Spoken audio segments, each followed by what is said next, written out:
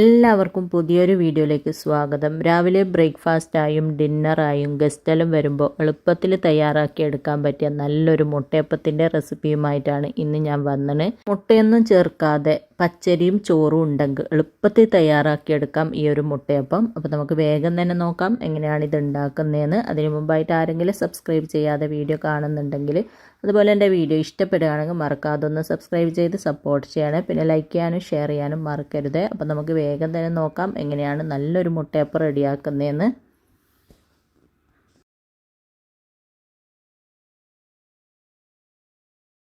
അപ്പോൾ ഈ ഒരു മുട്ടയപ്പം റെഡിയാക്കാൻ വേണ്ടി 1.5 കപ്പ് പച്ചരി നന്നായിട്ട് കഴുകിയതിന് ശേഷം വെള്ളം ഒഴിച്ചിട്ട് ഒരു 6 മണിക്കൂർ കുതിർത്തി എടുത്തിട്ടുണ്ട്. മാക്സിമം ഒരു 5 മണിക്കൂറെങ്കിലും പച്ചരി കുതിർത്തിയെടുക്കുക. ഇനി ഇതിലെ വെള്ളമൊക്കെ നന്നായിട്ട് ഊറ്റിക്കളഞ്ഞതിന് ശേഷം ഇതുപോലെ ഒരു മിക്സിൻ്റെ ജാറിലേക്ക് ഇട്ട് കൊടുക്കാം. വെള്ളം നന്നായിട്ട് ഊറ്റിക്കളഞ്ഞിട്ട് തന്നെ ഇട്ട് കൊടുക്കുക. ഇനി ഇതിലേക്ക് 1/2 കപ്പ് ചോറും കൂടെ ചേർത്ത് കൊടുക്കുക. 1.5 കപ്പ് അരി എടുക്കുമ്പോൾ 1/2 കപ്പ് ചോറാണ് ചേർത്ത് കൊടുക്കേണ്ടത്. പിന്നെ വൈറ്റ് ചോറ് തന്നെ എടുക്കാൻ നോക്കുക. മുട്ടയപ്പത്തിന് നല്ല കളർ കിട്ടാൻ വേണ്ടിയിട്ടാണ്. പിന്നെ ആവശ്യത്തിനുള്ള ഉപ്പ് 1/4 കപ്പും പിന്നെ 3 ടേബിൾ സ്പൂണോളം വെള്ളവും കൂടെ ചേർത്ത് കൊടുക്കുക. അളവൊക്കെ കറക്റ്റ് ആയിരിക്കണം, എന്നാൽ മാത്രമേ നല്ല മുട്ടയപ്പം നമുക്ക് ഉണ്ടാക്കിയെടുക്കാൻ പറ്റൂ. ഇനി ഇത് നല്ല ഫൈനായിട്ടൊന്ന് അരച്ചെടുത്തിട്ട് വരാം. അപ്പോൾ ഇത് അരച്ചെടുത്തിട്ടുണ്ട്. ഇനി ഇതൊരു ബൗളിലേക്ക് ഒഴിച്ചു കൊടുക്കാം. വെള്ളമൊന്നും കൂടിപ്പോകരുത്. വെള്ളം കൂടിപ്പോയി കഴിഞ്ഞാൽ മുട്ടയപ്പം പൊങ്ങി കിട്ടൂല. അപ്പോൾ ഇതാണ് നമ്മുടെ ബാറ്ററിൻ്റെ കൺസിസ്റ്റൻസി. ഈ ഒരു രീതിയിൽ അരച്ചെടുക്കുക. ഒരുപാട് ലൂസും ആയി പോകരുത്, ഒരുപാട് കട്ടിയിലും ആയി പോകരുത്. ഈ ഒരു രീതിയിൽ തന്നെ, ഈ ഒരു അളവിൽ തന്നെ എല്ലാം ചെയ്യുക. 1.5 കപ്പ് പച്ചരിക്ക് 1/2 കപ്പ് ചോറ്, 1/4 കപ്പും 3 ടേബിൾ സ്പൂണോളം വെള്ളവും കൂടെ ചേർത്തിട്ടാണ് ഇത് അരച്ചെടുത്തത്. ഇനി നമുക്ക് ഉടനെ തന്നെ ഇത് ചുട്ടെടുക്കാം. അതിന് വേണ്ടിയിട്ട് ഞാനിതാ ഇതുപോലൊരു ചീനച്ചട്ടിയിൽ അല്പം ഓയിൽ ഒഴിച്ചിട്ടൊന്ന് ചൂടാക്കിയിട്ടുണ്ട്. അതിലേക്ക് നമ്മൾ റെഡിയാക്കി വെച്ച മാവ് നന്നായിട്ടൊന്ന് മിക്സ് ആക്കിയതിന് ശേഷം ഇതുപോലെ ഒരു കയ്യിൽ മാവ് ഫുള്ളായിട്ട് നമുക്ക് കോരി ഒഴിച്ച് കൊടുക്കുക. ഇത് ചെറിയൊരു കയ്യിലാണ്. വലിയതാണെങ്കിൽ വലിയ മുട്ടയപ്പമായിരിക്കും. ഇതുപോലെ ചെറിയ കയ്യിൽ മാവ് എടുക്കുന്നതാണ് ഏറ്റവും നല്ലത്, ചെറിയ ചെറിയ മുട്ടയപ്പം റെഡിയാക്കി എടുക്കാൻ. എന്നിട്ട് നന്നായിട്ട് ചൂടായ എണ്ണയിലേക്ക് ഇതുപോലെ ഒന്ന് കോരി ഒഴിച്ച് കൊടുക്കുക. ഒഴിച്ച് കൊടുക്കുന്ന സമയത്ത് തീ ഹൈ ഫ്ലെയിമിൽ വെക്കുക. എന്നിട്ട് ഇത് ഒഴിച്ച് കൊടുത്തതിന് ശേഷം തീ ഒരു മീഡിയം ഫ്ലെയിമിലാക്കിയിട്ട് ഒരു മിനിറ്റോളം വെക്കുമ്പോഴത്തേക്ക് മുട്ടയപ്പം ഇതുപോലെ നല്ല ബോൾ പോലെ പൊങ്ങി വരാൻ തുടങ്ങും.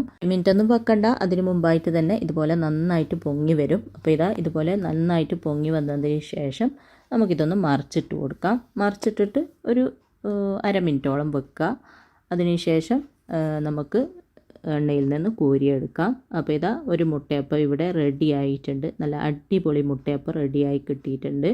അളവൊക്കെ കറക്റ്റ് ആയിരിക്കണം, എന്നാൽ മാത്രമേ നമ്മുടെ ഈ ഒരു മുട്ടയപ്പം ഇതുപോലെ നന്നായിട്ട് പൊങ്ങി നല്ലതുപോലെ കിട്ടുകയുള്ളൂ. അപ്പോൾ ബാക്കിയുള്ളത് മുഴുവനും നമുക്കിതുപോലെ തന്നെ എണ്ണയിലേക്ക് കോരി ഒഴിച്ചിട്ട് ചുട്ടെടുക്കാം. ഒഴിക്കുന്ന സമയത്ത് തീ ഹൈ ഫ്ലെയിമിൽ വെക്കുക. പിന്നെ എന്നിട്ട് തീ ഒരു മീഡിയം ഫ്ലെയിമിൽ ആക്കിയിട്ട് ഇത് ചുട്ടെടുത്താൽ മതി. പിന്നെ ഓരോ പ്രാവശ്യം മാവ് കോരി ഒഴിക്കുമ്പോഴും നന്നായിട്ട് മിക്സ് ചെയ്തിട്ട് വേണം കോരി ഒഴിച്ച് കൊടുക്കാൻ.